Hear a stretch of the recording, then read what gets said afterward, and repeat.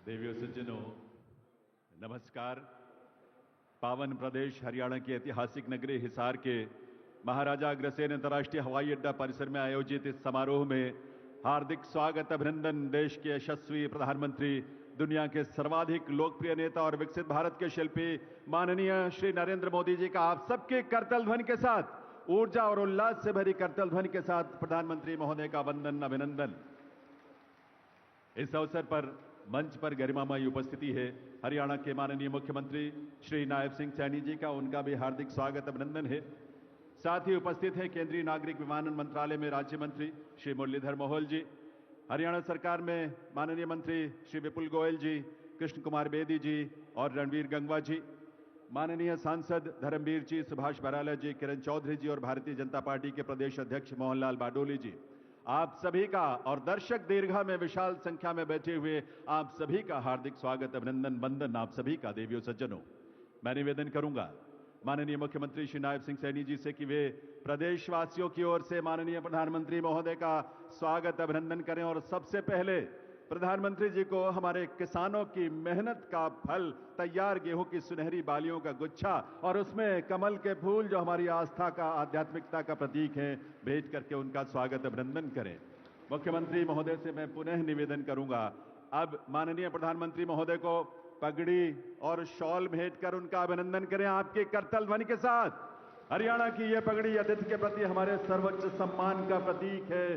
देवियों सज्जनों, और हम सब उसी भाव के साथ प्रधानमंत्री महोदय का स्वागत अभिनंदन कर रहे हैं और साथ ही शॉल जो मुख्यमंत्री महोदय भेंट करने जा रहे हैं प्रधानमंत्री महोदय को, वो शॉल हमारे प्रदेशवासियों की ओर से स्नेह, प्रधानमंत्री महोदय के प्रति कृतज्ञता का भाव, प्रधानमंत्री महोदय के प्रति उसकी अभिव्यक्ति। अब मैं निवेदन करूंगा भारतीय जनता पार्टी के प्रदेश अध्यक्ष मोहनलाल बाडोली जी से कि वे प्रधानमंत्री महोदय को बाबा साहेब की प्रतिमा भेंट करें। करतल ध्वनि, तालियों की आवाज तो आप सबकी तरफ से आते रहनी चाहिए।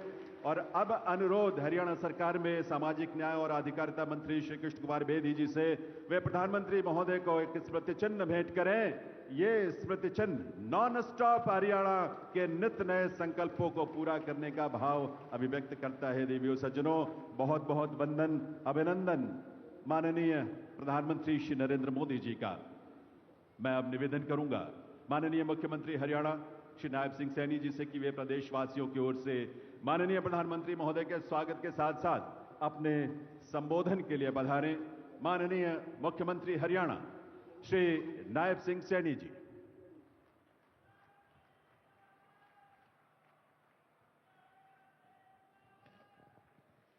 भारत माता की, भारत माता की। आज हम सब के लिए ये बहुत ही सौभाग्य का दिन है। दुनिया के सबसे लोकप्रिय नेता, भारत के यशस्वी प्रधानमंत्री आदरणीय नरेंद्र मोदी जी आज हरियाणा को विकसित हरियाणा बनाने के लिए आज हरियाणा में पधारे हैं। मैं हरियाणा की 2,80,00,000 लोगों की तरफ से आदरणीय नरेंद्र मोदी जी का स्वागत करता हूं, उनका धन्यवाद करता हूं। माननीय प्रधानमंत्री जी, महाराजा अग्रसेन जी की इस पावन धरा और वीर भूमि हरियाणा में पधारने पर मैं अपने सभी हरियाणा परिवारजनों की ओर से आपका हार्दिक स्वागत करता हूं, अभिनंदन करता हूं और आपको हरियाणा की ऐतिहासिक जीत की बधाई देता हूं, आपको राम राम करता हूं। आदरणीय प्रधानमंत्री जी, यह वही हिसार है जहां की मिट्टी के मेहनत की खुशबू उठती है, जहां पशुधन की समृद्धि गूंजती है, जहां के सैनिकों ने हमेशा हंसकर देश के लिए कुर्बानियां दी हैं। आज विद्या का प्रकाश हर घर को रोशन करता है। यहाँ की राखी गढ़ी में हमें हमारी प्राचीन सभ्यता की गौरव गाथा सुनाती है। तो अग्रोहा की धरती महाराजा अग्रसेन के व्यापारिक वैभव को और सामाजिक समरसता की कहानी ये कहती है। आदरणीय प्रधानमंत्री जी, आपके आशीर्वाद से अब हमारे खेतों में सिर्फ फसलें नहीं, उम्मीदें भी लहलहाती हैं। आपके आगमन से यह ऐतिहासिक धरा विकास के सुनहरे पथ पर दौड़ पड़ी है। हिसार की हवा आज एक नया जोश है, एक नई चमक है। माननीय प्रधानमंत्री जी, आज भारतीय संविधान के शिल्पी भारत रत्न डॉक्टर साहेब भीमराव अंबेडकर जी की 135वीं जयंती है। मैं उन्हें सत सत नमन करता हूं और समूचे प्रदेश को उनकी जयंती की हार्दिक बधाई और शुभकामनाएं देता हूं। मुझे खुशी है आदरणीय प्रधानमंत्री जी, आज 14 अप्रैल का यह दिन हम सब के लिए बड़ा ही ऐतिहासिक है। आज हम सब उस क्षण के साक्षी बन रहे हैं जब इस पावन भूमि पर नवनिर्मित महाराजा अग्रसेन हवाई अड्डे से भगवान श्री राम की नगरी अयोध्या में महर्षि वाल्मीकि अंतर्राष्ट्रीय हवाई अड्डे तक हवाई उड़ानों का शुभारंभ हो रहा है। और साथ ही हरियाणा के इस पहले एयरपोर्ट के टर्मिनल के भवन का भी आपके कर कमलों द्वारा आज शिलान्यास हो रहा है। माननीय प्रधानमंत्री जी, रामनवमी के अवसर पर आपने श्रीलंका में राम सेतु के दर्शन किए, जो हमारी सांस्कृतिक धरोहर का एक जीवंत प्रमाण है। और आज से आपके नेतृत्व में हिसारवासी सीधी फ्लाइट से अयोध्या जाकर भगवान रामलला के दर्शन का पुण्य लाभ प्राप्त कर सकेंगे। आदरणीय प्रधानमंत्री जी, यह केवल एक हवाई सेवा नहीं बल्कि हमारी आस्था और संस्कृति को जोड़ने वाली एक अनमोल कड़ी है। माननीय प्रधानमंत्री जी, आपका हरियाणा से अपना एक अलग रिश्ता है और हरियाणा के लोगों का भी आपसे अपना एक अलग ही प्रेम और लगाव है। आप विधानसभा चुनाव के दौरान 28 दिसंबर 2024 को हिसार आए थे। आपने इसी स्थल से हरियाणा की जनता से तीसरी बार भारतीय जनता पार्टी की सरकार बनाने का वायदा लिया था। माननीय प्रधानमंत्री जी, मुझे आज यह कहते हुए गर्व महसूस हो रहा है कि हरियाणा के लोगों ने आपसे किया हुआ अपना वायदा पूरा कर दिया है। माननीय प्रधानमंत्री जी, जो ऐतिहासिक जीत हरियाणा में भारतीय जनता पार्टी को मिली है, यह जीत हरियाणा की जनता का आपके ऊपर विश्वास की जीत है। यह जीत आपकी नीति की जीत है। यह जीत आपकी नीयत की जीत है और आपके नेतृत्व की जीत है। माननीय प्रधानमंत्री जी, हम सौभाग्यशाली हैं कि हमें आपका कुशल नेतृत्व मिला। ये उसकी जीत है। यह जीत आपके मार्गदर्शन में हो रहे हरियाणा के विकास की जीत है। माननीय प्रधानमंत्री जी, मुझे आज आपको यह बताते हुए खुशी हो रही है कि तीसरी पारी के 100 दिनों के अंदर अंदर ही हमने अपने संकल्प पत्र के 19 वायदे पूरे किए हैं। 90 वायदों पर काम शुरू हो चुका है और बाकी सभी भी तेज गति से काम हो रहा है। माननीय प्रधानमंत्री जी, हरियाणा आपके मार्गदर्शन और कुशल नेतृत्व में डबल इंजन की सरकार से ट्रिपल इंजन सरकार बन गई है और 3 गुना रफ्तार से आगे बढ़ रही है। माननीय प्रधानमंत्री जी, हमने अपनी माताओं बहनों से लाडो लक्ष्मी योजना की शुरुआत का वायदा किया था। मुझे बताते हुए खुशी हो रही है कि हमने पहले ही बजट में हमने इस योजना के लिए 5000 करोड़ रुपए का प्रावधान कर दिया है। माननीय प्रधानमंत्री जी, जब आप 28 सितंबर 2024 को इसी सभा स्थल पर हिसार आए थे, तब एक वादा मैंने पूरे हरियाणा की ओर से आपको किया था, और वह था कि हरियाणा में तीसरी बार भारतीय जनता पार्टी की सरकार बनते ही हम आपको हिसार एयरपोर्ट के उद्घाटन के लिए बुलाएंगे। और आपने भी वायदा किया था और गारंटी भी दी थी कि सरकार बनते ही एयरपोर्ट के काम में गति भी आएगी और इसका उद्घाटन करने भी आएंगे। माननीय प्रधानमंत्री जी, मुझे खुशी है कि आज यह दोनों वायदे भी पूरे हो गए हैं। माननीय प्रधानमंत्री जी, आजादी के इतने वर्षों बाद भी देश के कई हिस्सों में हवाई संपर्क न होने से आम व्यक्ति के लिए हवाई यात्रा करना एक हवाई सपना ही था। हर देशवासी की इस सपने को साकार करने का काम माननीय प्रधानमंत्री श्री नरेंद्र मोदी जी ने अपने उड़ान योजना की शुरुआत करके किया।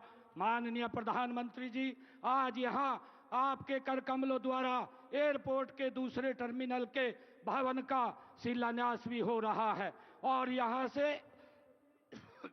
अयोध्या, जम्मू, अहमदाबाद, जयपुर और चंडीगढ़ के लिए लगातार हवाई उड़ानों का क्रम भी शुरू हो जाएगा। इसका लाभ हरियाणा के साथ साथ पंजाब, राजस्थान के लोगों को भी मिलेगा। प्रदेश का पहला एयरपोर्ट आपके आशीर्वाद से मिला है, इसके लिए आपका बहुत बहुत धन्यवाद करता हूं। माननीय प्रधानमंत्री जी, हरियाणा अगर आज 3 गुना रफ्तार से आगे बढ़ रहा है तो इसका कारण आप हैं, आपका नेतृत्व है, आपका मार्गदर्शन है, आपकी सोच है और आपका विजन है। माननीय प्रधानमंत्री जी, आज आपके कर कमलों से हरियाणा की एक नई दिशा, नई उड़ान और नए युग का आरंभ हो रहा है। माननीय प्रधानमंत्री जी, मैं आपको हरियाणा के 2 करोड़ 80 लाख लोगों की ओर से ये विश्वास दिलाता हूं कि आपके विकसित भारत के सपने को पूरा करने में हरियाणा का स्थान और हरियाणा का योगदान दोनों अग्रणी रहेंगे। मैं एक बार फिर पूरे धाकड़ हरियाणा की ओर से देश के धाकड़ प्रधानमंत्री जी का इस पवित्र भूमि पर स्वागत करता हूं, अभिनंदन करता हूं, धन्यवाद करता हूं। जय हिंद, जय भारत, जय भारत मां।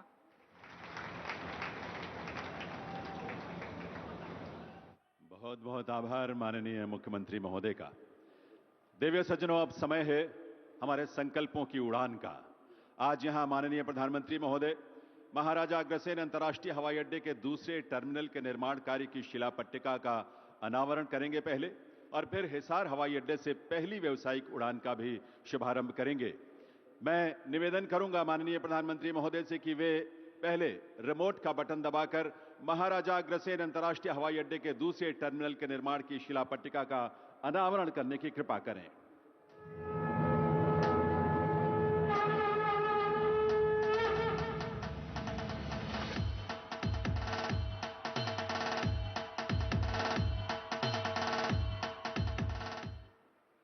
और माननीय प्रधानमंत्री महोदय हिसार हवाई अड्डे से पहली व्यावसायिक उड़ान का भी शुभारंभ करेंगे रिमोट का बटन दबाकर। एक बार पुनः उनसे निवेदन है कि वे रिमोट का बटन दबाकर इसका शुभारंभ करें। माननीय प्रधानमंत्री महोदय।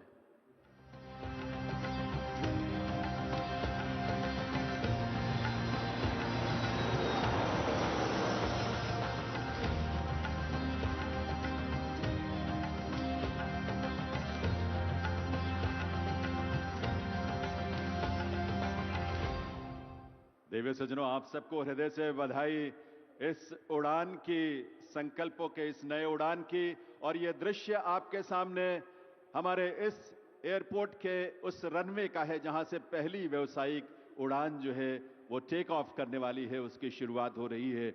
और ये सजीव दृश्य आप देख पा रहे हैं और वो विमान भी आप देख पा रहे हैं जो यहां से उड़ान भरकर प्रभु श्री राम की नगरी यहां से प्रस्थान करेगी। महर्षि वाल्मीकि अंतर्राष्ट्रीय हवाई अड्डा अयोध्या धाम के लिए जो रवाना हो रही है करतल ध्वनि के साथ। आइए अपनी शुभकामनाएं दें और अपनी तरफ से बधाई भी सभी प्रदेशवासियों को, देश के लोगों को। ये उड़ान जो आपके सामने अब एक नए संकल्प के साथ आसमान छूने के लिए, आसमान की ऊंचाइयों को छूने के लिए आगे बढ़ चुकी है।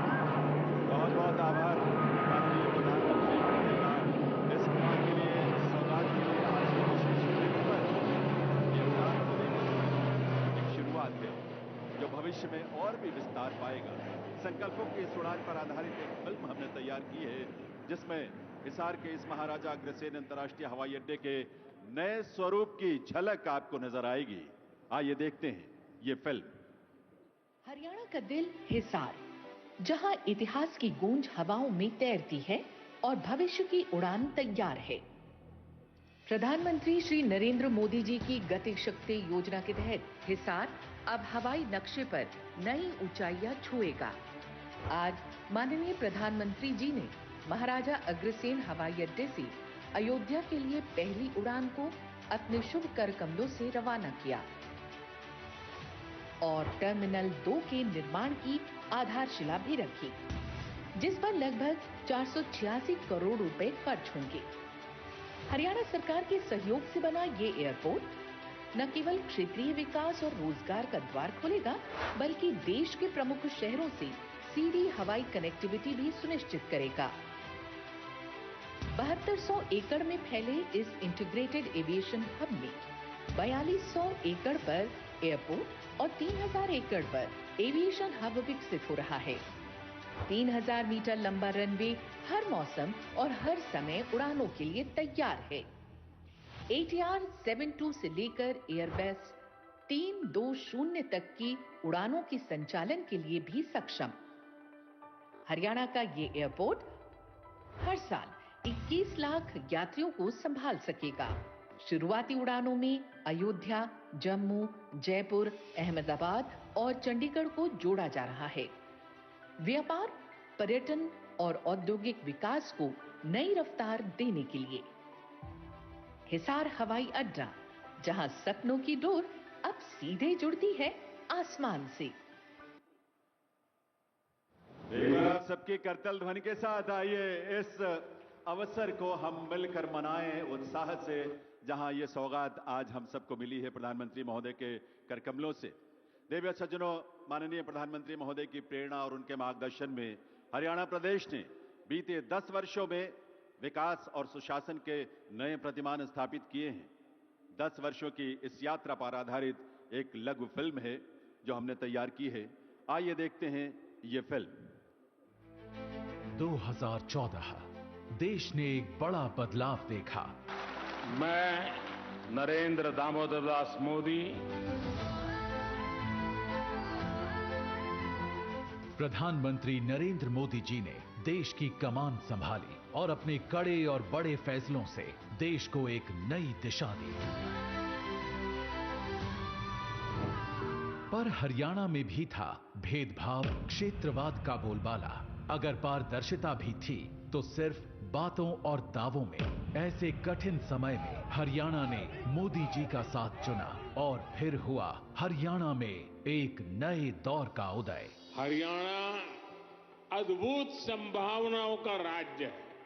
डबल इंजन सरकार आपके लिए विकसित हरियाणा बनाने में जुटी है। मोदी जी के इस विजन को मिशन बनाया हरियाणा सरकार ने। राज्य की नीतियां, निर्णय और सरकार द्वारा लोगों के लिए प्रयास सुशासन की डोर में बंधे। अंतिम छोर तक हरियाणा सरकार पहुंची। ध्येय सिर्फ सेवा रहा और मिशन विकास। आदरणीय प्रधानमंत्री नरेंद्र मोदी जी का जो शब्द है, सबका साथ, सबका विकास और सबका प्रयास, उसको लेकर के हमारी सरकार निरंतर काम कर रही है। हरियाणा ने लोगों को गरीबी से बाहर लाने का संकल्प सिर्फ कागजों पर नहीं, जमीन पर उतारा। और जहां एक ओर हरियाणा देश का पहला राज्य बना जिसने गरीबी रेखा की आय सीमा को बढ़ाकर 1,80,000 रुपए कर दिया, वहीं दूसरी ओर पारदर्शिता, विश्वास और निष्पक्षता, इन नीतियों ने नए हरियाणा की नींव रखी। आज 60 विभागों की 819 सेवाएं ऑनलाइन मिल रही हैं। साथ ही हरियाणा परिवार पहचान पत्र जारी करने वाला देश का पहला राज्य है। इससे 52 लाख परिवारों को योजनाओं का लाभ मिल रहा है और वो भी घर बैठे। पिछले 10 वर्षों में हरियाणा ने कई बड़ी उपलब्धियां हासिल की हैं, जिससे हरियाणा बना पढ़ी लिखी पंचायतों वाला देश का सबसे पहला राज्य। हरियाणा ने पंचायतों में महिलाओं की 50% भागीदारी सुनिश्चित की। इसके अलावा हरियाणा कर्मचारियों के लिए ऑनलाइन ट्रांसफर नीति वाला देश का पहला राज्य बना। ट्रांसफर पोस्टिंग का खेल नहीं चलता और अब सरकार नागरिकों के दरवाजे पर आ गई है। लंबी कतारों और परेशानी से जनता को छुटकारा मिला है। सामाजिक सुरक्षा पेंशन, जो कि 2014 में 1000 रुपए थी, उसे बढ़ाकर 3000 रुपए करने वाला पहला राज्य भी बन गया है हरियाणा। किसानों को सही समय पर भुगतान की चुनौती से निपटने के लिए हरियाणा सरकार ने शुरू किया मेरी फसल मेरा ब्यौरा पोर्टल। अब फसल बेचने के 48 घंटों के भीतर किसान को मिलता है पूरा भुगतान सीधे खाते में। डीबीटी के माध्यम से सीधे 12 लाख किसानों के खाते में फसल खरीद के 1,25,000 करोड़ रुपए पहुंचे हैं। इतना ही नहीं, 45 लाख परिवारों को चिरायु योजना से सालाना 5 लाख रुपए तक का मुफ्त इलाज भी उपलब्ध है। हरियाणा ने 1 करोड़ 20 लाख से ज्यादा चिरायु आयुष्मान कार्ड बनाए, ताकि अब बीमारी से किसी पर कोई बोझ न आए। साथ ही हरियाणा ने अंग्रेजों के समय से चले आ रहे लाल डोरा के विवादों को खत्म किया। 25 लाख से अधिक परिवारों को लाल डोरा के भीतर अपनी जमीन का स्वामित्व मिला। भविष्य को संवारने की इसी मुहिम में हरियाणा में 13 लाख से ज्यादा घरों तक पहुंचा नल से साफ पानी, जिससे अब बेटियां पानी भरने नहीं, सपने पूरे करने निकलती हैं। आज 6000 से अधिक गांवों में 24 घंटे बिजली उपलब्ध है। साथ ही रेलवे और मेट्रो नेटवर्क का विस्तार भी तेजी से हो रहा है। औद्योगिक विकास के मामले में भी पीछे नहीं हरियाणा। फॉर्च्यून 400 कंपनियों के हेडक्वार्टर्स यहीं पर हैं। पिछले 10 साल में हमने वो किया जो कभी असंभव लगता था। हरियाणा ने हर क्षेत्र में तेज बदलाव किया है। अब यहाँ सपनों को पंख मिलते हैं और हौसलों को मंजिल। ये नया हरियाणा है, सशक्त, तेज और नॉन स्टॉप।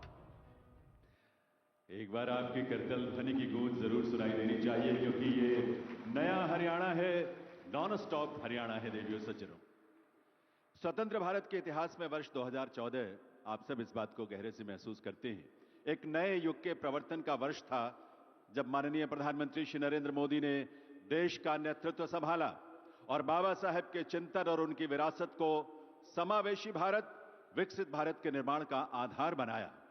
सबका साथ सबका विकास बाबा साहेब के उसी चिंतन का विस्तार है। आइए देवियों सज्जनों, आप सबके करतल ध्वनि के साथ निवेदन करें ऐसे युग दृष्टा प्रधानमंत्री श्री नरेंद्र मोदी जी से, वे अपने संबोधन के लिए पधारें, हम सबका मार्गदर्शन करें, हम सबको शुभकामना, अपना शुभ संदेश दें। माननीय प्रधानमंत्री महोदय।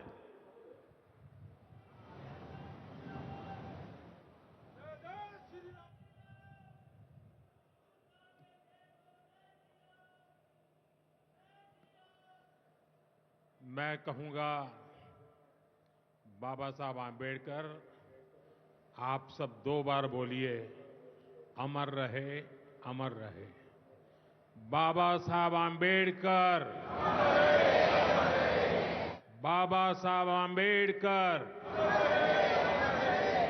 बाबा साहब आंबेडकर।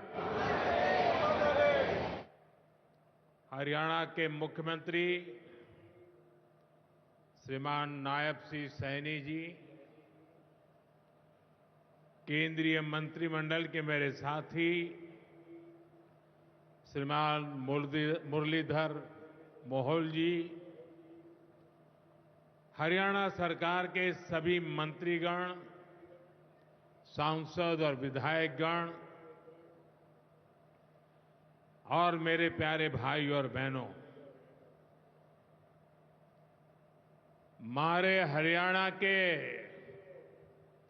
धाकड़ लोगों ने राम राम।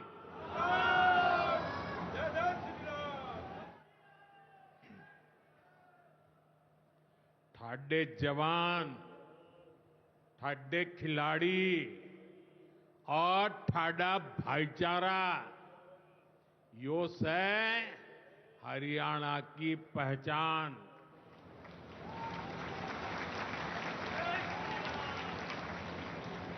लावणी के इस अति व्यस्त समय में आप इतनी विशाल संख्या में हमें आशीर्वाद देने पहुंचे हैं। मैं आप सभी जनता जनार्दन का अभिनंदन करता हूं। गुरु जंबेश्वर, महाराजा अग्रसेन और अग्रोहा धाम को भी श्रद्धापूर्वक नमन करता हूं।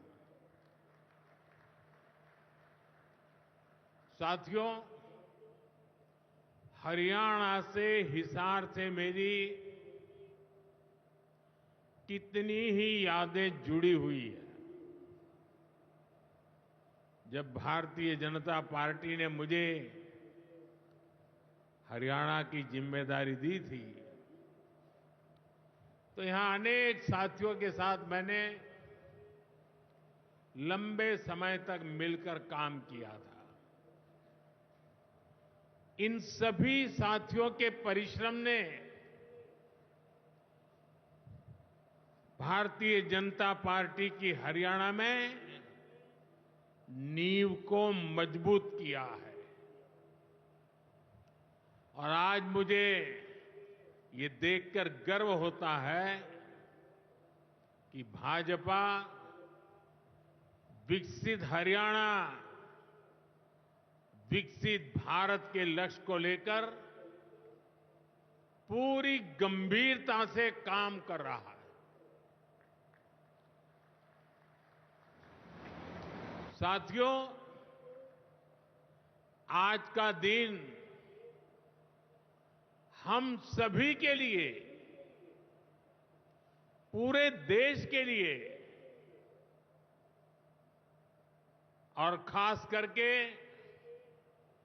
दलित, पीड़ित, वंचित, शोषित, उन सब के लिए बहुत महत्वपूर्ण दिवस है। उनके जीवन में तो दूसरी दिवाली होती है। आज संविधान निर्माता बाबा साहब आंबेडकर की जयंती है। उनका जीवन, उनका संघर्ष, उनका जीवन संदेश हमारी सरकार की 11 साल की यात्रा का प्रेरणा स्तंभ बना है। हर दिन, हर फैसला, हर नीति बाबा साहब आंबेडकर को समर्पित है। वंचित, पीड़ित, शोषित, गरीब, आदिवासी, महिलाएं, इनके जीवन में बदलाव लाना, इनके सपनों को पूरा करना, ये हमारा मकसद है। इसके लिए निरंतर विकास, तेज विकास, और यही भाजपा सरकार का मंत्र है। साथियों, इसी मंत्र पर चलते हुए आज हरियाणा से अयोध्या धाम के लिए फ्लाइट शुरू हुई है।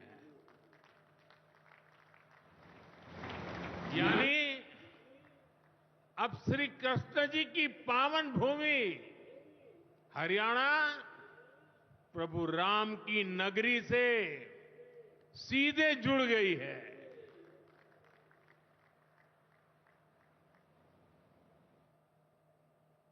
अग्रसेन हवाई अड्डे से वाल्मीकि हवाई अड्डे आज सीधी उड़ान भरी जा रही है।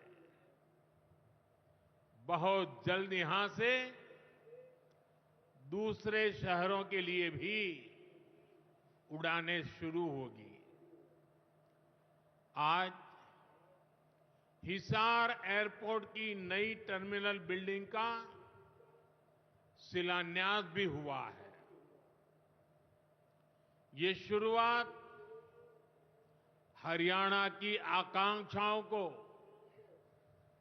एक नई ऊंचाई पर पहुंचाने की उड़ान है।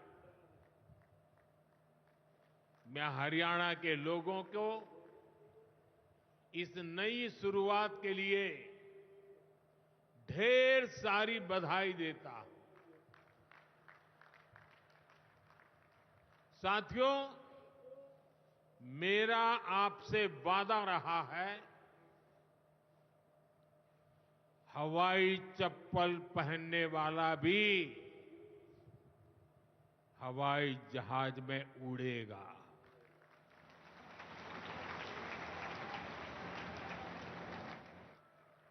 और ये वायदा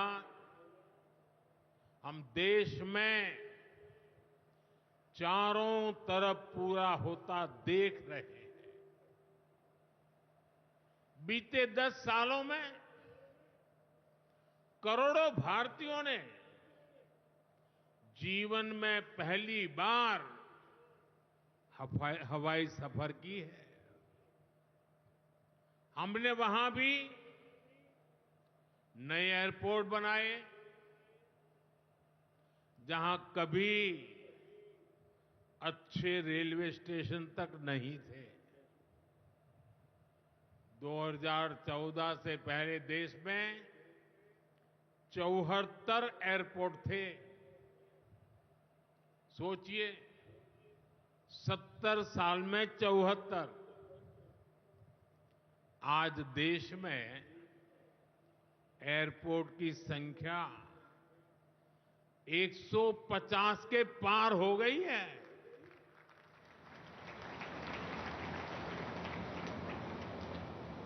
देश के करीब 90 एरोड्रम उड़ान योजना से जुड़ चुके हैं।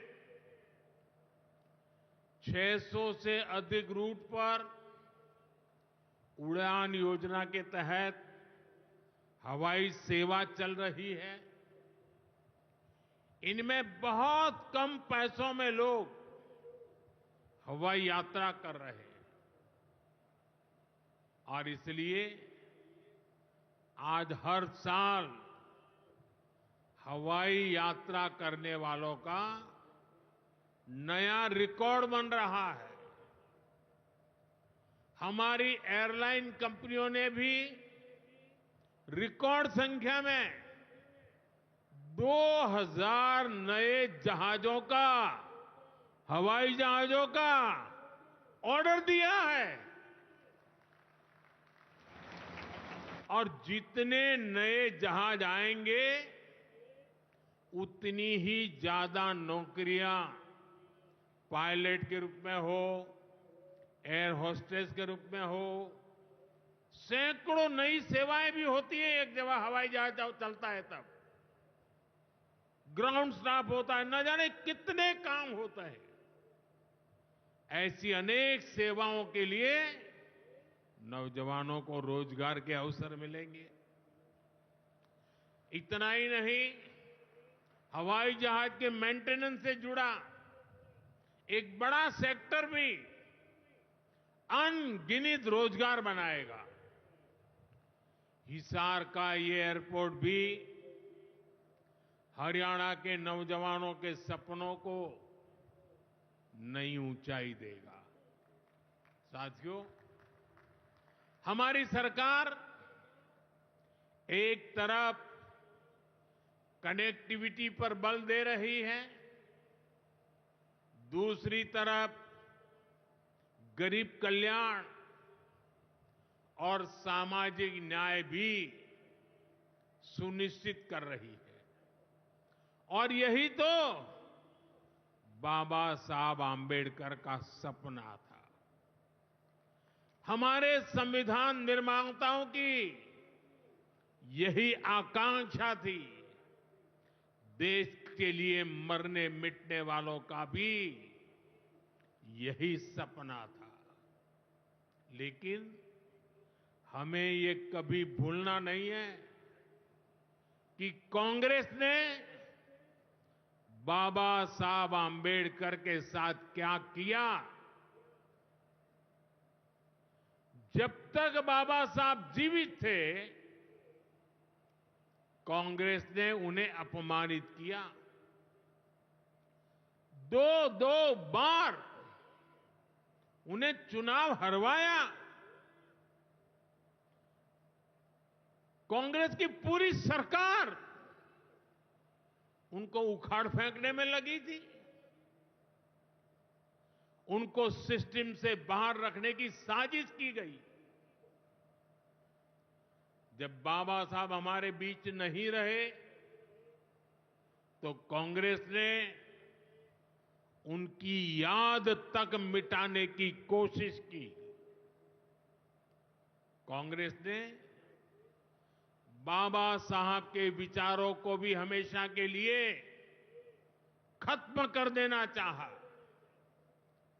डॉक्टर अंबेडकर संविधान के संरक्षक थे। कांग्रेस संविधान की भक्षक बन गई है। डॉक्टर अंबेडकर समानता लाना चाहते थे, लेकिन कांग्रेस ने देश में वोट बैंक का वायरस फैला दिया। साथियों, बाबा साहब चाहते थे कि हर गरीब, हर वंचित गरिमा से जी सके, सर ऊंचा करके जिए, वो भी सपने देखें, अपने सपने पूरे कर सके। लेकिन कांग्रेस ने एससी, एसटी, ओबीसी को सेकंड क्लास सिटीजन बना दिया। कांग्रेस के लंबे शासनकाल में कांग्रेस के नेताओं के घर में स्विमिंग पूल तक पानी पहुंच गया, लेकिन गांव में नल से जल नहीं पहुंचा। आजादी के 70 साल बाद भी गांवों में सिर्फ 16% घरों में नल से जल आता था। सोचिए, 100 घर में से 16 घर में। इससे सबसे ज्यादा प्रभावित कौन थे? इससे एससी, एसटी, ओबीसी सबसे ज्यादा प्रभावित थे। अरे उनकी इतनी ही चिंता थी, आज जो गली गली में जाके भाषण झाड़ रहे हैं, अरे कम से कम मेरे एससी, एसटी, ओबीसी भाइयों के घर तक अरे पानी तो पहुंचा देते। हमारी सरकार ने 6-7 साल में 12 करोड़ से ज्यादा ग्रामीण घरों में नल कनेक्शन दिए हैं। आज गांव के 80% घरों में, यानी पहले 100 में से 16, आज 100 में से 80 घरों में नल से जल आता है। और बाबा साहब का आशीर्वाद है, हम हर घर तक नल से जल पहुंचाएंगे। शौचालय के अभाव में भी सबसे बुरी स्थिति एससी, एसटी, ओबीसी समाज की ही थी। हमारी सरकार ने 11 करोड़ से ज्यादा शौचालय बनवाकर वंचितों को गरिमा का जीवन दिया है। साथियों, कांग्रेस के जमाने में एससी, एसटी, ओबीसी के लिए बैंक का दरवाजा तक नहीं खुलता था। बीमा, लोन, मदद, ये सारी बातें सब सपना था। लेकिन अब जनधन खातों के सबसे बड़े लाभार्थी मेरे एससी, एसटी, ओबीसी के भाई बहन हैं। हमारे एससी, एसटी, ओबीसी भाई बहन आज गर्व से जेब में से रुपए कार्ड निकाल करके दिखाते हैं। जो अमीरों के जेब में कभी रुपए कार्ड हुआ करते थे, वो रुपए कार्ड आज मेरा गरीब दिखा रहा है। साथियों, कांग्रेस ने हमारे पवित्र संविधान को सत्ता हासिल करने का एक हथियार बना दिया। जब जब कांग्रेस को सत्ता का संकट दिखा, उन्होंने संविधान को कुचल दिया। कांग्रेस ने आपातकाल में संविधान की स्पिरिट को कुचला, ताकि जैसे तैसे सत्ता बनी रहे। संविधान की भावना है कि सबके लिए एक जैसी नागरिक संहिता हो, जिसे मैं कहता हूं सेक्युलर सिविल कोड। लेकिन कांग्रेस ने इसे कभी लागू नहीं किया। उत्तराखंड में भाजपा सरकार आने के बाद सेक्युलर सिविल कोड, समान नागरिकता संहिता, ये लागू हुई। डंकी की चोट पर लागू हुई। और देश का दुर्भाग्य देखिए,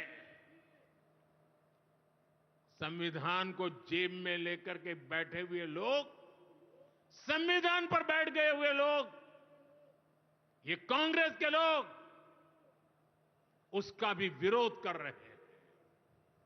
साथियों, हमारे संविधान ने एससी, एसटी, ओबीसी के लिए आरक्षण का प्रावधान किया। लेकिन कांग्रेस ने उनको आरक्षण पहुंचा कि नहीं पहुंचा, उनके बच्चों को शिक्षा के लिए सुविधाएं प्रारंभ मिलना शुरू हुआ कि नहीं हुआ, एससी, एसटी, ओबीसी के कोई व्यक्ति अधिकार से वंचित तो नहीं रह गए, उसकी कभी परवाह नहीं की। लेकिन राजनीतिक खेल खेलने के लिए कांग्रेस ने बाबा साहब आंबेडकर ने जो सपना देखा था, सामाजिक न्याय के लिए संविधान में जो व्यवस्था की थी, उसको भी पीठ में छुरा भोंककर उस संविधान के उस प्रावधान को तुष्टीकरण का माध्यम बना दिया। अभी आपने भी समाचारों में सुना होगा, कर्नाटका की कांग्रेस सरकार ने टेंडर में भी अब एससी, एसटी, ओबीसी के अधिकार छीन करके धर्म के आधार पर आरक्षण दे दिया। जबकि संविधान में बाबा साहब आम्बेडकर ने साफ साफ शब्दों में चर्चा में कहा था कि संविधान में कतई धर्म के आधार पर आरक्षण की व्यवस्था नहीं की जाएगी। और हमारे संविधान ने धर्म के आधार पर आरक्षण के लिए प्रतिबंध लगाया हुआ है। साथियों, कांग्रेस की तुष्टीकरण की इस नीति का बहुत बड़ा नुकसान मुस्लिम समाज को भी हुआ है।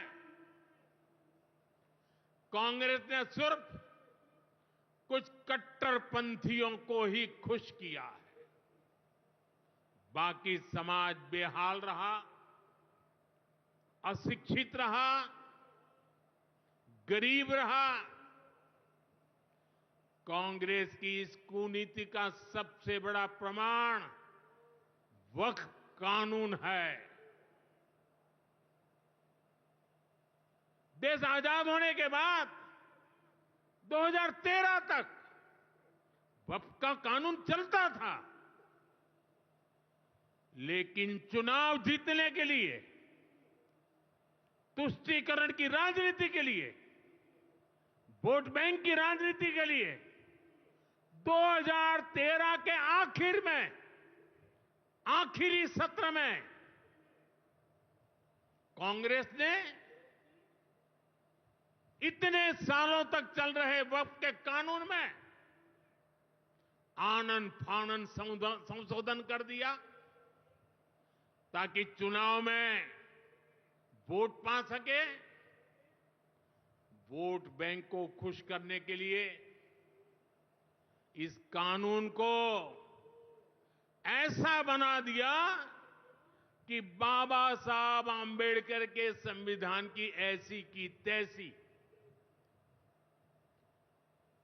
संविधान से ऊपर कर दिया।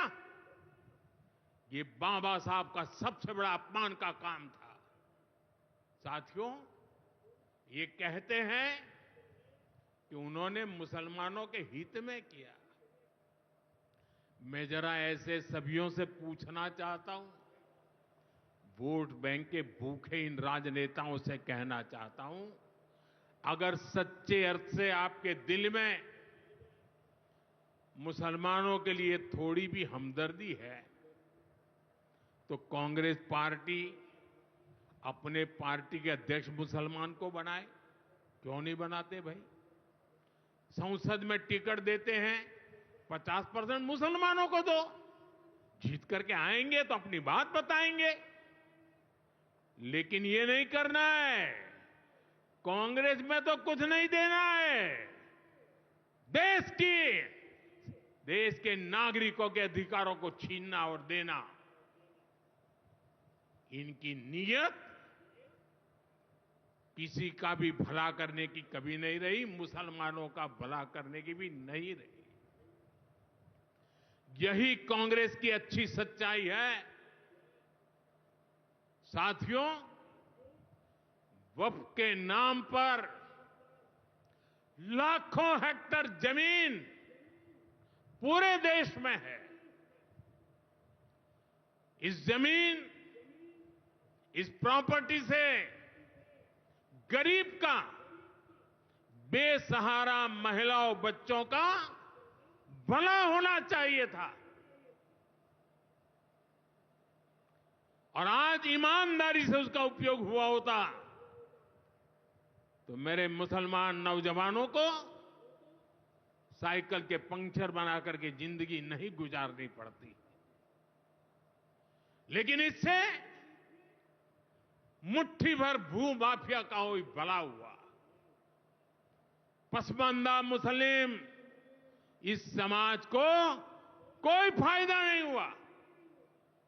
और ये भूमाफिया किसकी जमीन लूट रहे थे? ये दलित की जमीन लूट रहे थे, पिछड़ों की जमीन लूट रहे थे, आदिवासी की जमीन लूट रहे थे, विधवा महिलाओं की संपत्ति लूट रहे थे। सैकड़ों विधवा मुस्लिम महिलाओं ने भारत सरकार को चिट्ठी लिखी, तब जाके कानून की चर्चा आई है। वक्फ कानून में बदलाव के बाद अब ये गरीबों से जो लूटा जा रहा है वो बंद होने वाला है।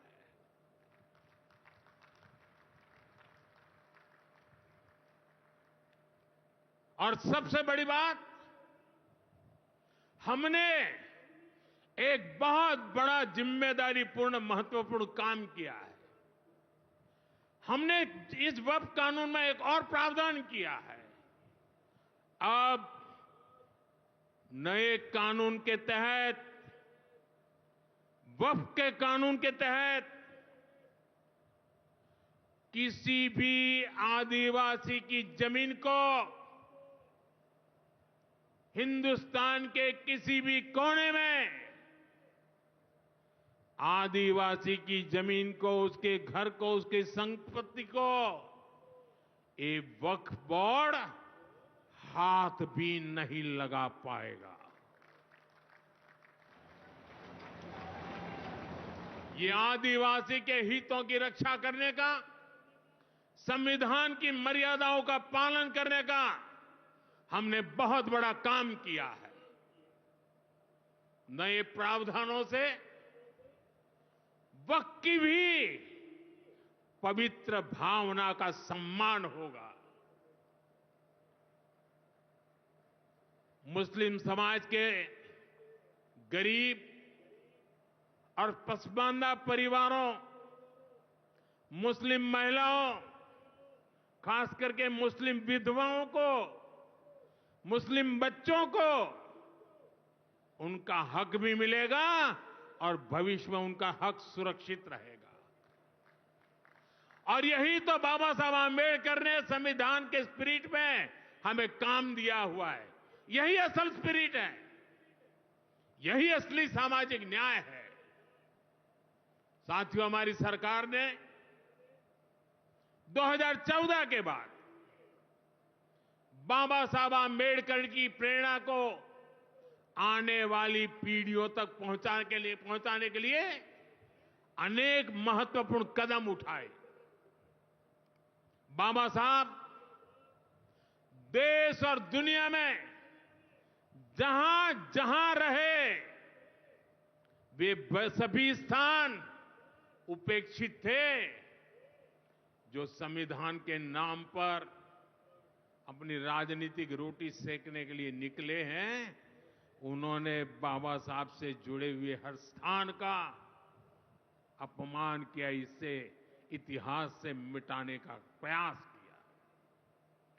स्थिति ये थी कि मुंबई के इंदु मिल में बाबा साहब आंबेडकर का स्मारक बनाने के लिए भी देश भर में लोगों को आंदोलन करने पड़े।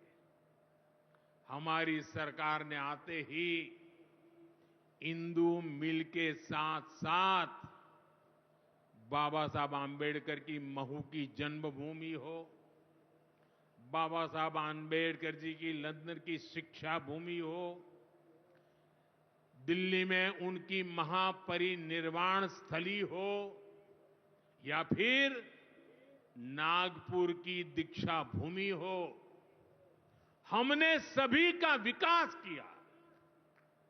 इनको पंच तीर्थ के रूप में विकसित किया है। मेरा सौभाग्य है कि कुछ दिन पहले ही मुझे दीक्षा भूमि में जाकर, नागपुर जाकर बाबा साहब को नमन करने का अवसर मिला। साथियों, कांग्रेस के लोग सामाजिक न्याय की बड़ी बड़ी बातें करते हैं,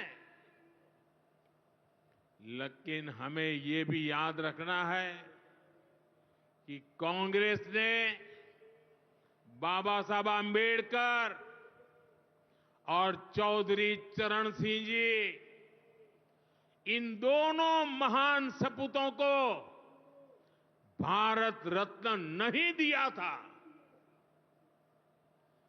बाबा साहब आंबेडकर को भारत रत्न तब मिला जब केंद्र में भाजपा के समर्थन वाली सरकार बनी। वहीं हमें गर्व है कि भाजपा की ही सरकार ने चौधरी चरण सिंह जी को भी भारत रत्न दिया है। साथियों, सामाजिक न्याय के, गरीब कल्याण के पथ को हरियाणा की भाजपा सरकार भी निरंतर सशक्त कर रही है। सरकारी नौकरियां की भी हरियाणा में क्या हालत थी, आप सबको पता है। यूं किया करते, जे नौकरी लागनी है तो किसी नेता के गैल हो ले, और न तो रुपया ले आ, बापू की जमीन और मां के तो जेवर भी बिक जाया करते। मुझे खुशी है कि नायब सिंह सैनी जी की सरकार ने कांग्रेस की इस बीमारी का इलाज कर दिया।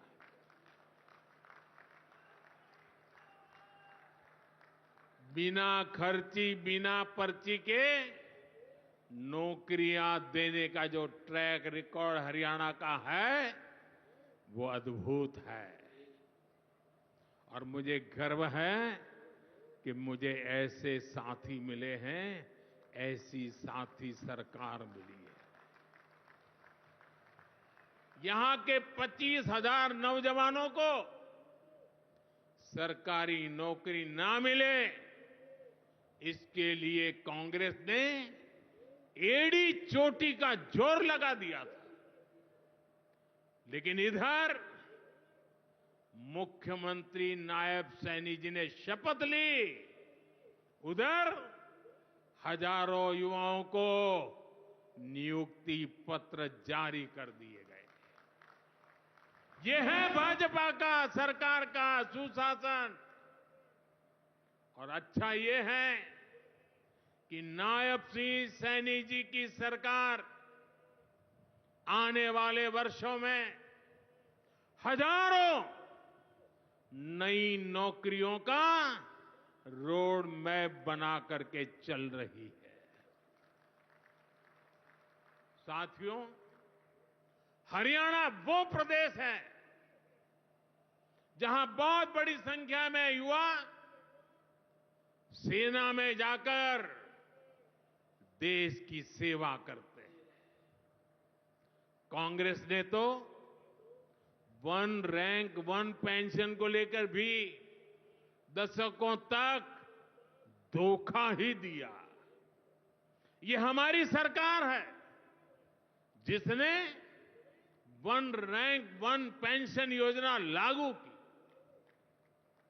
अब तक हरियाणा के पूर्व फौजियों को भी OROP के वन रैंक वन पेंशन के 13,500 करोड़ रुपए, 13,500 करोड़ रुपए